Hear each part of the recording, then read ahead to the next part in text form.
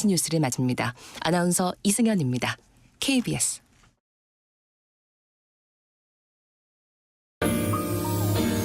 대한민국 중심 채널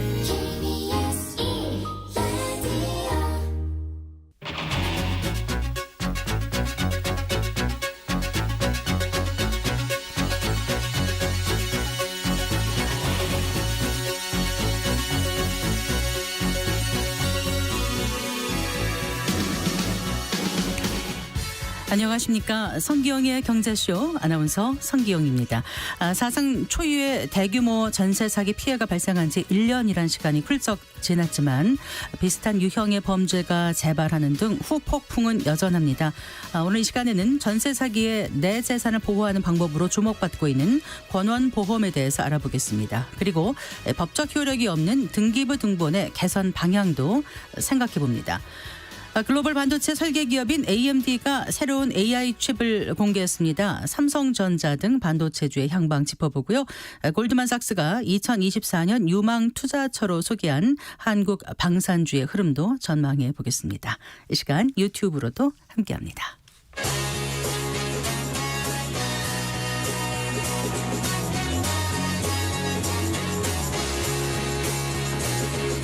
경제 시야를 넓혀드립니다.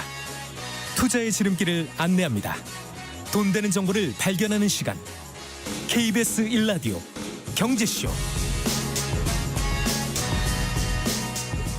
먼저 오늘의 경제 뉴스부터 정리해드릴까요? 경제 뉴스 브리핑 손서구 경제평론가와 함께하겠습니다. 어서 나오십시오. 네, 안녕하십니까. 올해 서울 아파트 임차인이 지불한 평균 월세 금액이 100만 원을 넘었다고요? 네, 100만 원이면 어떻게 보면 좀 상징적인 금액이라고 볼 수 있겠죠. 연합뉴스가 부동산한 114와 함께 국토교통부 실거래가 시스템에 신고된 아파트 월세 계약을 분석한 결과입니다. 네. 올해 1월부터 11월까지 거래된 서울 아파트 평균 월세 금액을 보니까 102만 원. 그래서 100만 원을 넘었습니다. 이게 2년 전에는 90만 원이었고요. 네. 작년에 많이 올랐는데 98만 원. 100만 원 턱 밑까지 올라갔었는데 올해는 결국 100만 원을 돌파를 했습니다. 네. 월세 매달 내야 되는 거잖아요. 그렇죠. 100만 원이면 이게 상당히 부담스러워할 만한 수준까지 오른 건데 이렇게 계속 오르는 이유는 뭐라고 보세요? 일단 전셋값이 많이 올랐잖아요. 우리는 이제 전셋값이 오르면 월세도 좀 동반해서 오르는 경향이 있죠. 그래서 이거를 뭐 전월세 전환율이라고도 하는데 이 전월세 전환율을 살펴보니까요. 2021년에 이게 4.1%였는데요. 계속 올라서 올해는 4.7%까지 뛰었습니다. 그러니까 결국 전셋값이 오르면서 월세가 좀 동반해서 오른 경향이 있다. 이게 일단 기본적인 이유라고 볼 수 있겠습니다. 네. 그 전세 사기 여파도 영향을 미쳤겠죠. 그렇죠.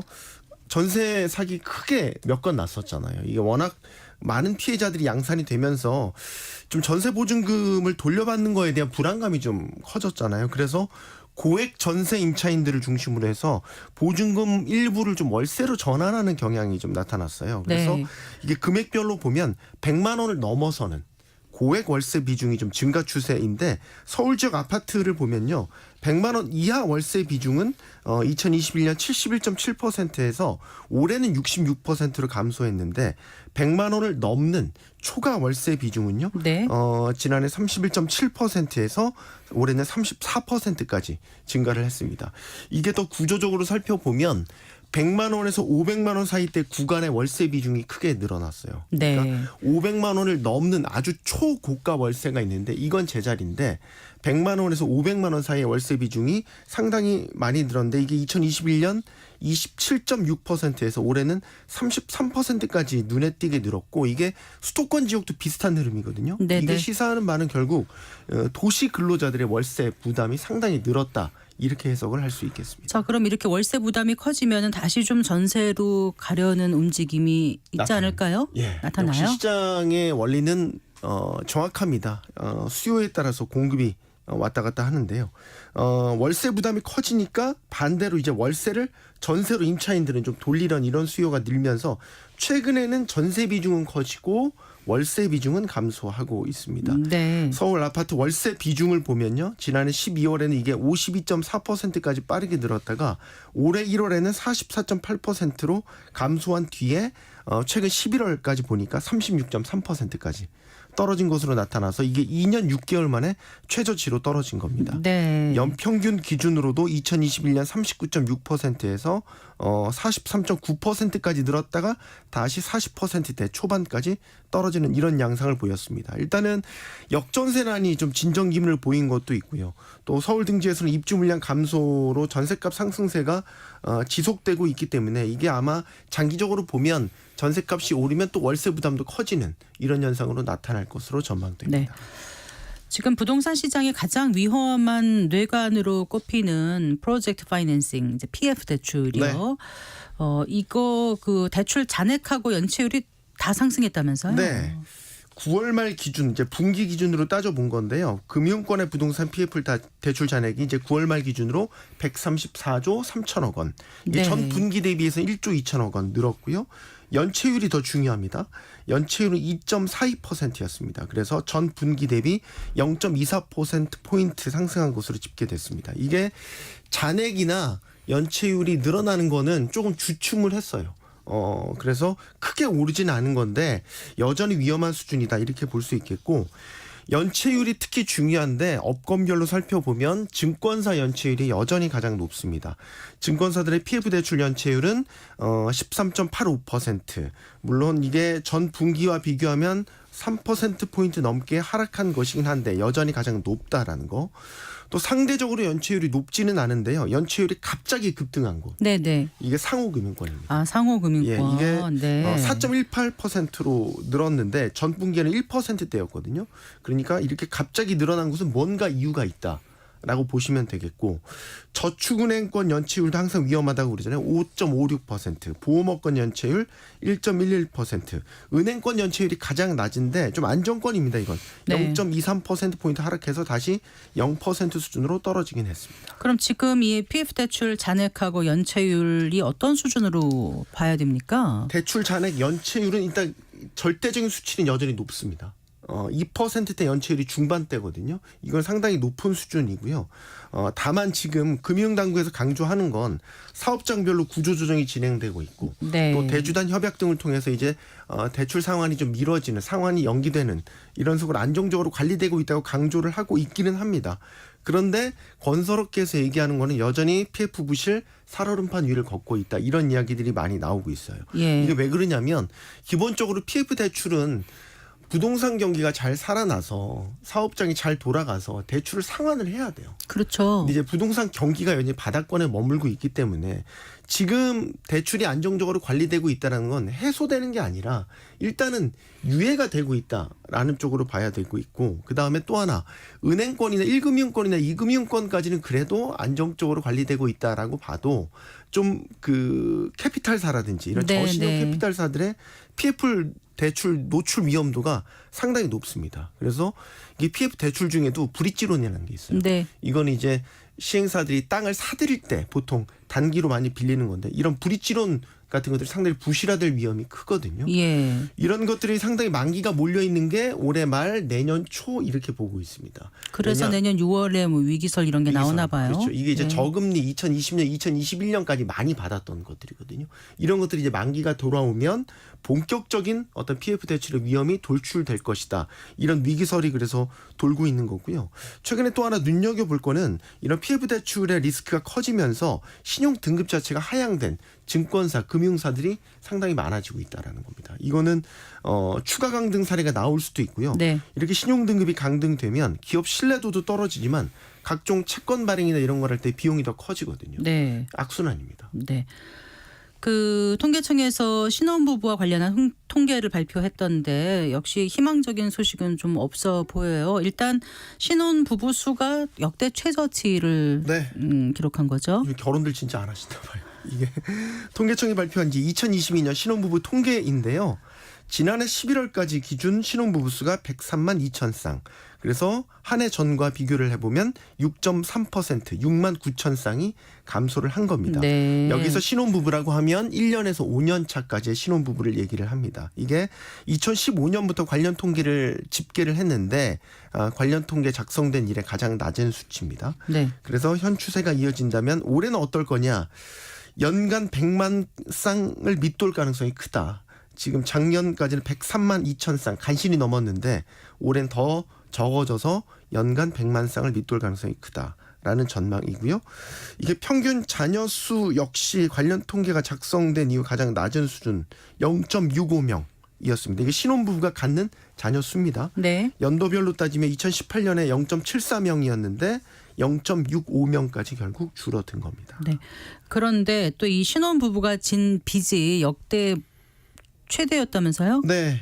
이게 그러니까 신혼부부 이런 거 보면 참 결혼 안 하기가 하시는 것, 좀 네, 하기 겁내하시는 것도 이해는 두려울 돼요. 것 같아요. 네. 초혼 신혼부부 중에서요 대출 잔액이 있는 부부 비중을 따져보니까요 10쌍 중 9쌍 89%에 달했습니다. 아, 빚 없이 출발하기가 어렵다는 걸 그렇죠. 보여주네요. 네. 네. 이제 금융권에서 대출을 받은 초혼 부부의 대출 잔액 중앙값 딱 가운데 값을 따져보니까 1억 6,417만 원.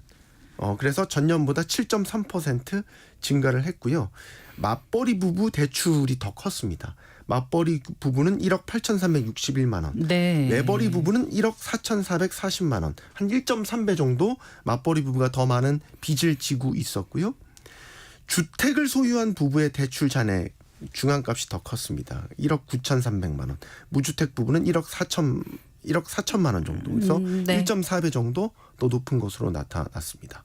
결론을 좀 내보자면 그 전에 맞벌이 부부 자녀들이 더 적었습니다. 그래서 맞벌이 부부는 0.59명, 외벌이 부부는 0.73명, 네. 그래서 0.14명 더 적었습니다. 그러니까 신혼부부 경제 사정이 전반적으로 다 어려워졌다. 네. 맞벌이 부부가 경제적으로 보면 더 많은 빚을 지고 있기 때문에 네. 더 어렵다고 볼 수 있고 결국 자녀 수에서도 이런 경제적인 여건 차이가 자녀를 더 못 갖게 되는 원인으로 작용한다라는 것을 알 수 있다. 이렇게 생각을 해볼 수 있겠습니다. 네. 잘 들었습니다. 고맙습니다. 고맙습니다. 경제 뉴스 브리핑 손석우 경제평론가와 함께했습니다.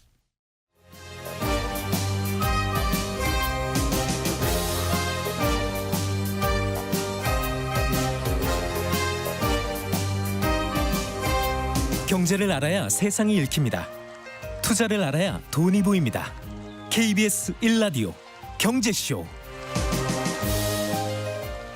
4시 35분입니다. 이번 한 주 주식시장을 달굴 주요 이슈와 일정 살펴보고요. 현명한 투자 전략도 짚어보겠습니다. 이베스트 투자증권의 염승환 이사 스튜디오에 모셨습니다. 반갑습니다. 네, 안녕하세요. 안녕하세요. 주식 하시는 분들은, 그러니까 연구하시는 분들은 네. 주말을 어떻게 보내신지 궁금해요. 주말에도 이제 주말 아침에 일어나면 바로 네. 또 미국 증시가 새벽에 끝나니까 네. 뭔 일 있었나 보고 네. 좀 쉬긴 쉬죠. 중간중간 쉬는데 이제 그래도 계속 뉴스들 나오는 거 보면 네. 이거 뭔가 좀 이슈가 되겠다 싶은 거는 메모를 좀 해놓습니다. 항상. 네. 그랬다가 이제 이런 또 좋은 방송에서 소개를 해드리고 있는 지금 상황입니다. 네, 예. 지난주 이제 금요일 국내 증시는 좋은 분위기였었잖아요. 네네. 일단 우리나라 미국의 현재 그 증시 분위기 좀 짚어주시겠어요? 지난주에 이제 미국의 고용 지표가 좀 잘 나왔거든요, 예상보다. 근데 이제 보통 지표 잘 나오면 금리 올라가서 좀 악재라고 예전에 많이 해석을 했어요. 금리 오르면 증시에 좀 부담이 되니까. 근데 이번엔 좀 달랐던 게 지표가 좋고 금리가 올랐는데도 시장은 호재로 좀 해석을 했습니다. 그 이유가 일단 지표 오른다고 해서 미국 연준이 더 금리를 올릴 건 이제 아니거든요. 사실 이제 금리 인상은 끝났기 때문에 네. 어차피 인하를 뭐 3번 할지 5번 할지 모르지만 내년에 금리 인하하는 거 자체가 바뀐 건 아니거든요. 그러다 보니까 차라리 이럴 거면은 경기가 뭐 긍정적인 게 나은 거죠. 주식시장에는. 그래서 오히려 미국의 고용 지표가 잘 나온 게 미국 증시에 호재로 작용해서 미국 증시 아마 6주 연속 네. 상승세로 좀 마감이 됐고 오늘 그 영향으로 오늘 국내 증시도 좋았거든요. 네, 그래서 네. 국내 증시도 코스피 코스닥 모두 다 강세로 좀 끝이 났고 특히 오늘 뭐 로봇 방산 또 스마트폰 관련된 기업들의 주가가 좀 특히 강했는데 LIG 넥스원이란 기업이 사실 그 미국의 로봇 회사 하나를 인수를 했어요. 그게 네, 오늘 네. 좀 시장이 좀 큰 이슈여가지고 네, 네. 방산주 중심으로 해서 어쨌든 오늘 증시가 좀 상당히 긍정적으로 고스트 마감을 했습니다. 로보틱스를 인수한 거죠? 네 맞습니다. 고스트라니까 갑자기 유령 같아요. 네, 그거 좀 얘기할까요, 바로? 네, 그거부터 할까요, 그러면요? 네. 네. 그래서 오늘 그 고스트 로보틱스라는 회사를 LIG 넥스원이 이제 인수를 해가지고 인수를 완전히 한 건 아니고 이제 공시를 내가지고 인수를 추진하겠다. 그래서 내년에 아마 6월 계약. 말인가 하겠다. 네. 예정. 그래서 네. 이제 내년에 이제 계약은 이제 뭐 확정이 될 텐데 어쨌든 이제 이런 공시를 내다 보니까 이 회사가 원래 미사일 만드는 방산 회사인데 근데 갑자기 로봇이야 이러더라고요. 이제 방산인데 그 회사 고스트 로보틱스가 사족 보행로 이제 개같이 생긴 이제 아, 로봇인데 강아지 같이 생긴. 맞습니다. 죄송합니다. 아 강아지라고 해야 되나? 지금 밖에서 빵 터졌어요 우리 죄송합니다. 예. 프로듀서도. 그래서 네. 강아지처럼 이렇게 네 발로 걷는 이제 사족 보행인데 네. 이 로봇이 그 군사용으로 쓰여요. 군사 목적 이제 감시하고 네. 정찰하고 실제로 그렇군요. 미국과 영국군에 네. 그러니까 이제 좀 시너지 효과가 좀 생길 것 같으니까 주가도 반응을 해줬고 그래서 오늘 주가가 상한가를 갔거든요. 하루에 네. 30% 급등을 했습니다. 그래서 이 부분이 일단 이제 LIG 넥스원에도 호재로 작용했고 우리나라 방산 기업이 어쨌든 미국의 그 군사 목적의 회사를 인수한 거잖아요. 네. 그래서 좀 미국 방산 시장 진출하는 거 아니냐. 이런 기대감까지 좀 맞물리면서 오늘 어쨌든 이 방산주들한테 큰 호재로 작용을 어쨌든 했던 것 로봇 같습니다. 기업을 인수한다는 것은 군의 첨단화에 있어서 중요한 전환점이 네, 되니까 맞습니다. 이제 중요한 것 같긴 한데 그래도 한편으로는 좀 유의해야 된다. 너무 올랐다. 뭐 인수 대상에 대한 재무 정보라든가 이런 네, 뭐 맞습니다. 향후 그 전망이 확실한 건 아니라서 임수 금액이 적당한지 판단하기 어렵다. 뭐 이렇게 얘기를 하더라고요. 예, 뭐 그 부분도 이제 좀 잘 짚어주신 게 이게 비상장 기업이다 보니까 정보가 정확하지 않습니다. 도대체 돈을 얼마 벌고 있고 고스트 로보틱스가. 네, 고스트 로보틱스가 네, 비상장이거든요. 상장은 안 돼 있어서 정확한 재무 데이터를 이제 알 수가 없는 거예요. 그런 근데 여기에 뜻이었군요. 대해서 네. LIG 넥스원이 좀 이거를 좀 구체적으로 설명을 해주면 좋은데 아직까진 거기에 대해서 지금 언급이 없고 또 한 가지가 네. 이것도 좀 불확실한 게 뭐냐면은 그 고스트 로보틱스라는 회사가 일단 이제 그 고스트 로보틱스 테크놀로지라는 회사가 따로 있거든요. 이 회사가 이제 한국 내 이 고스트 로보틱스의 로봇 있잖아요. 네네. 이거의 판권을 갖고 있어요. 아. 그래서 이 회사가 국내 판권을 따로 갖고 있는데 LIG 넥스원은 그렇게 그럼 되면 어떻게 되는 거예요? 이거 판권을 가져오든가 네. 교통정리를 좀 아니면 해야 되거든요. 그렇겠네요. 네, 그러니까 미국에선 괜찮은데 국내 판권은 이제 어떻게 할 거냐. 국내 생산과 판권은 고스트 로보틱스 테크놀로지라는 기업이 네. 일단 지금 경북 구미 쪽에 지금 생산 공장을 짓고 있다고 합니다. 짓고 네, 있다. 그리고 언론 보도가 오래 있었거든요, 사실. 네네. 근데 여기에 대해서도 아직 LIG 넥스원이 언급을 좀 안 해주고 있어요. 그래서 요것들에 대한 좀 불확실성은 좀 남아 있으니까 투자하실 때 유의하시되 아마 LIG 넥스원이 그래도 상장 기업이니까 아마 네. 조만간 요 뉴스들은 요 내용들은 공개하지 않을까. 거래량이 엄청 많았던 것 같아요. 네, 오늘 어쨌든 가장 좀 뜨거웠던 네. 기업이었습니다. 요즘 그 조금 더 얘기를 펼쳐보면 방산주들 네. 주가가 좋은 게 뭐 전쟁이 뭐 격화되는 건 아닌데 왜 좋은 건지 조금 더 설명을 해주세요. 전쟁이 근데 네. 이제 작년에 아마 기억하시겠지만 러시아가 우크라이나 침공할 거라고 생각하신 분들은 거의 없으셨을 거예요. 좀 굉장히 충격적인 사건이잖아요. 네. 올해 또 이스라엘과 하마스 간에 좀 전쟁도 있었고 네. 1년 만에 생각지 않은 전쟁이 두 건 나니까 그러네요. 전혀 예상을 못했는데 근데 특히 폴란드가 작년에 우리나라 무기를 이제 17조인가요? 아마 20조 가까이 사가지고 갔는데 결국엔 그 전쟁 리스크 때문이죠. 이제 폴란드도 러시아랑 그렇게 사이가 좋은 국가는 아니고 그러다 보니까 스스로 지키지 않으면 안 되겠다. 근데 이제 우리나라 무기가 좀 인기가 있는 게 미국 무기는 너무 비싸고요. 네. 독일이 좀 무기 강국인데 독일은 무기가 비싼 데다가 그동안 전쟁이 없었잖아요. 생산 시설이 많이 좀 놀고 있었다고 합니다. 아 그래요. 그러니까 이제 이거를 다시 재가동을 해서 만드는데 시간이 많이 걸려요. 네. 그래서 이제 이거를 이번에 노르웨이에서 전차를 독일 걸 선택을 했는데 그게 9년 걸린다고 합니다. 9년이요? 네. 근데 이제 우리나라 지금 K2 전차 있잖아요. 네네. 폴란드 그건 네. 3년밖에 안 걸려요. 아. 생산하는데. 왜냐하면 한국은 아직은 지금 휴전이잖아요. 그래서 전쟁이 끝난 건 완전히 아니잖아요. 네. 휴전이지. 그래서 계속 지금 공장을 가동하고 있기 때문에 무기를 찍어내는 거죠. 그래서 독일보다 한국이 생산성 면에서 유리하고 가격도 훨씬 싸거든요. 그러다 보니까 당장 무기가 급한 국가들은 이제 한국산을 좀 채택을 하는 거죠. 그래서 골드만삭스에서 내년도 한국의 방산주가 유망하다라고 네, 맞습니다. 리포트를 낸 것 같아요. 네, 그래서 내년에 뭐 국내 증시도 괜찮게 보지만 네. 특히 그 중에서 방산이 지금 뭐 뭐라고 했냐면 한국이 세계에서 규모가 큰 무기 공급국 가운데 하나인데 네. 방산주가 어쨌든 지금 지정학적 리스크가 있으니까 이 위험을 좀 방어할 수 있는 좋은 투자처다라고 하면서 한국의 방산주에 대해서 굉장히 긍정적인 좀 소개를 했습니다. 방산주로는 어떤 주가 있죠? 보통 아까 LIG 넥스원이 있고요. 네. 이 회사가 이제 이제 미사일 만드는 회사고 네. 하나 에어로스페이스가 하네라고 이제 얘기하는, 보통 네. 이제 이 회사가 종합 뭐 방산 업체입니다. 그래서 다양한 무기들을 만들고요. 한국 항공우주는 저기 전투기 네. 만들고 현대 로템은 그 이 탱크 전차 만드는 네. 그런 기업들인데 이런 기업들이 이제 한국의 대표적인 방산 기업입니다. 알겠습니다. 자, 그리고 이제 그 오늘 또 중요한 게 글로벌 반도체 설계 기업이잖아요. AMD가 새로운 AI 칩을 공개해서 엔비디아와 맞서겠다 이렇게 발표했지 않습니까? 네. 이거 좀 얘기 좀 해볼까요? 이게 이제 발표하고 나서 그날 AMD 주가가 9%나 급등을 했거든요. 근데 이제 지금 AI 반도체는 사실 이제 양사가 경쟁사인데 엔비디아가 거의 90% 이상 점유를 하고 있어요. 그러니까 네, 시장을 네. 장악을 했죠. 그러니까 이제 AMD도 반격을 하고 싶었는데 이번에 MI300X라는 이름의 AI 반도체를 좀 내놨습니다. 그래서 네. 공개를 했는데 성능이 물론 이제 이거는 AMD의 입장입니다. AMD에서는 엔비디아의 경쟁 모델보다 최대 성능이 60% 정도 더 뛰어나다. 이렇게 좀 공개를 네, 했거든요. 네, 그리고 네. 이미 고객사로 메타, 마이크로소프트, 오라클 이런 기업들의 지금 그 채택을 하기로 좀 합의를 했기 때문에 고객사가 있고 없고는 또 굉장히 크거든요.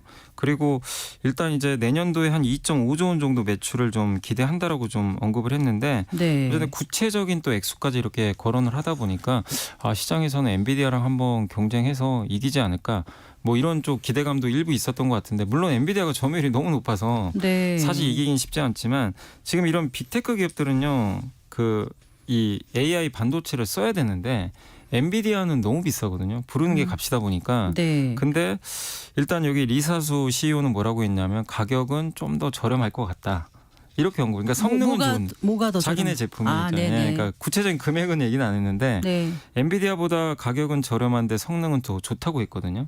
네. 그럼 이제 이걸 사용하는 빅테크 업체들 입장에선 어쨌든 선택하기가 좀 용이한 거죠. 비용 네. 부담을 좀 줄일 수 있으니까. 이런 리사수라고 그러셨는데 그런 네. CEO가 전혀 근거 없는 얘기를 이렇게 시장에 얘기할 수는 없잖아요. 그렇죠. 그거는 네. 뭐 당연히 거짓된 정보를 얘기하면 당연히 안 되는 거고. 근데 네. 이제 구체적으로 얼마라고는 금액은 얘기 안 했는데 뭐 가격 경쟁력이나 이제 성능 이런 면에서 좀 뛰어나다라고 좀 언급을 했기 때문에 시장에서는 그래도 AMD의 좀 반격이 시작된 거 아닌가라고 일부 좀 기대는 하고 있는 것 같습니다. 이사님은 어떻게 전망하시는가요? 저는 이게 뭐 AMD든 엔비디아든 이렇게 AI 반도체를 만드는 기업들이 많아지면 한국한테 유리한 게 뭐냐면요. 한국은 AI 이 반도체가 뭐냐면 이 AI 그 칩 안에 네. HBM이라는 우리나라가 만드는 메모리 반도체가 같이 들어가야 돼요. 반드시. 옆에 메모리가. 예, 맞습니다. 예. 예. 그게 이제 대역폭이 넓은 이제 그 메모리 반도체인데 사실 이거를 우리나라에서 지금 거의 독점적으로 잘 만들고 있거든요. 근데 고객사가 또 늘어나는 거잖아요. 그러네요. 엔비디아만 납품하는 게 아니라 이제는 AMD 음. 또 다른 회사가 또 만들면 거기에 납품할 수 있으니까 한국 기업들도 이제 고객사가 늘어나는 거죠. 그래서 그런 면에서 한국의 반도체 기업들한테는 이렇게 고객사가 늘어나는 건 상당히 저는 좀 긍정적인 뉴스라고 좀 판단을 하고 그렇다 있습니다. 반도체 업계 전체로 좋다 이렇게 하기는 좀 어려운 거 아닌가요? 반도체 업계 전체가 좋다기보다는 엔비디아 입장에서 좀 불편하죠. 경쟁사가 생긴 거니까. 네. 그러니까 약간 장단은 있는데 예. 어쨌든 우리나라 입장에서는 좀 예. 호재가 아닌가 이렇게 알겠습니다. 생각을 하고 있습니다. 지금 이제 경기 둔화 우려에 유가가 급락하고 있지 않습니까? 네. 그럼 여기에 따라서 어떤 관련주들이 영향을 받을지 그리고 유가 전망도 같이 좀 해주신다면요. 네, 국제 유가가 지금 70달러 깨졌다가 이제 주말에 한번 올라가지고 71까지 다시 회복은 했는데 살짝 올랐었나요? 네, 이제 못 금요일 날 봤습니다. 살짝 올랐습니다. 네네. 그래서 그래도 많이 빠졌죠. 한때 뭐 100달러까지 갔다가 지금 상당히 크게 충격 받았는데 이게 이유가 최근에 빠진 거는 중국의 경기가 좀 워낙 안 좋다 보니까 네. 중국의 소비자 물가가 마이너스 났더라고요. 그러니까 그만큼 지금 경기가 안 좋은데 중국의 수요가 부족하면 당연히 유가 수요가 좀 줄어들 수 있겠죠. 그렇겠죠. 그래서 네. 당분간 좀 유가가 크게 오르기는 좀 쉽지 않은 그런 상황이고 또 이번에 오펙 플러스 회의에서도 사우디의 좀 그 힘의 균형이 조금 약화된 그 전보다 그렇죠. 네, 그래서 좀 말을 안 듣는 거죠. 다른 국가들이. 그래서 유가가 좀 크게 오르긴 좀 어려운데 근데 이렇게 어쨌든 유가가 떨어지면 한국 경제에도 당연히 뭐 긍정적입니다. 왜냐하면 비용이 줄어들고 여기서 가장 수혜를 받는 기업은 대표적인 게 뭐 아시겠지만 항공주. 네. 네, 요즘에 항공주들 여전히 여객 수요도 좋은데 이런 비용 부담까지 완화되는 데다가 요즘에 아마 테무나 그 알리익스프레스라고 예, 굉장히 예. 유행하잖아요. 네. 뭐 중국의 해외 직구. 근데 그거 이제 직구를 하면 보통 비행기로 실어 나르거든요. 네. 그래서 항공화물 수요도 좀 늘어나고 있어가지고 일단 항공주들한테는 유가도 좋고 이런 부분들이 좋게 작용할 것 같고요. 또 한국전력도 괜찮을 것 같습니다. 왜냐하면 한국전력이 작년에 역대급 손해를 좀 봤잖아요. 네. 전기요금을 올려야 되는데 사실은 이제 또 물가라든가 이런 문제들 또 유가 올라가면 당연히 비용 부담은 커지는데 그걸 가격 전가를 못했잖아요. 네. 근데 지금은 이제 유가가 빠지니까 한국전력은 비용이 떨어지게 됩니다. 네. 이 발전을 할 때 어쨌든 이 석유나 석탄 같은 걸 많이 쓰니까 그래서 한국전력의 실적도 앞으로 좀 개선되지 않을까. 네. 그래서 항공주와 한전 이쪽이 좀 유가 하락의 수혜주라고 보시면 좋을 네. 것 같습니다. 걸그룹 블랙핑크가 재계약했잖아요. 네네.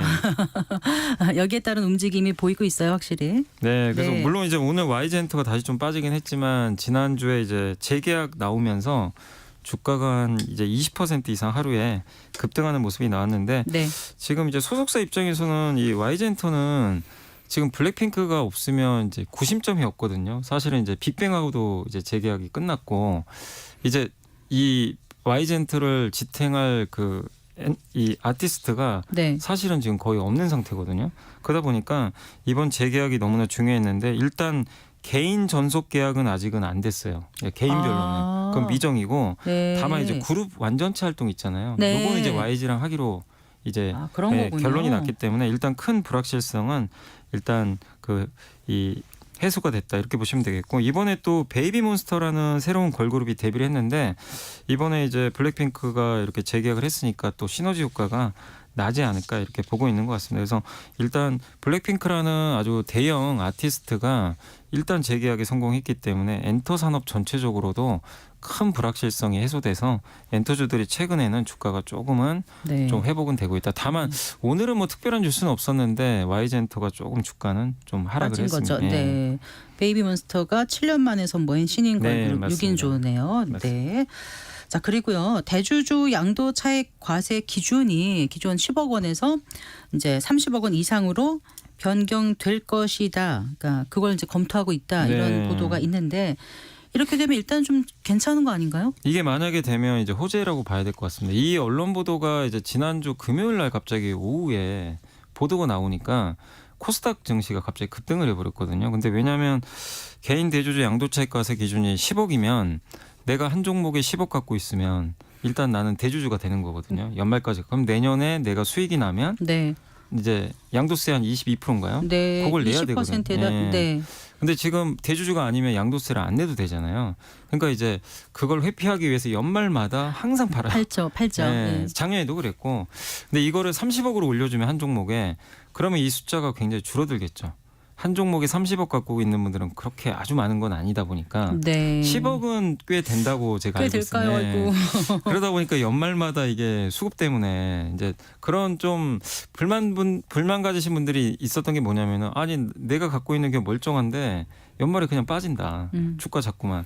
근데 또 연초되면 다시 사거든요. 그 다시 원상복구는 되지만 연말마다 이제 그런 이슈가 반복되니까 시장이 그런 것 때문에 좀 약간 왜곡이 되는 거죠. 근데 이걸 30억이나 네네. 50억으로 올려주면 그런 물량이 이제 나올 가능성이 낮으니까. 불필요한 변동성은 네. 좀 줄어든다 이런 그래서 차원에서. 이제 요거를 지금 시장에서 주주분들은 좀 많이 원하고 있는 그렇군요. 그런 상황인데 근데 주의하실 거는 이건 이제 보도지 아직은 확정된 건 발표된 건 아니니까 아니죠? 예, 네. 정보가 확정될 때까지는 조금 더 봐야 될 것 같습니다. 이번 주 주요 일정 어떤 것들이 있는지 끝으로 좀 소개해 네. 주세요. 이번 주 일정으로 이제 내일 좀 중요한 일정이 미국의 소비자 물가 지수가 그러네요. 발표되는데 네. 그래서 지금 예상으로는 플러스 3.1% 정도 상승할 걸로 보이는데 그 이하로 나오면 좋을 것 같고요. 또 내일 그러게요. 윤석열 대통령이 네덜란드 반도체 장비 회사 ASML을 또 방문한다고 하니까 네. 아마 이재용 회장하고 같이 가는 것 같더라고요. 그래서 어떤 뉴스가 나올지 지켜보시고 이번 주 제일 중요한 거는 그 수요일 날 미국의 FOMC 네. 금리 결정하니까 그러네요.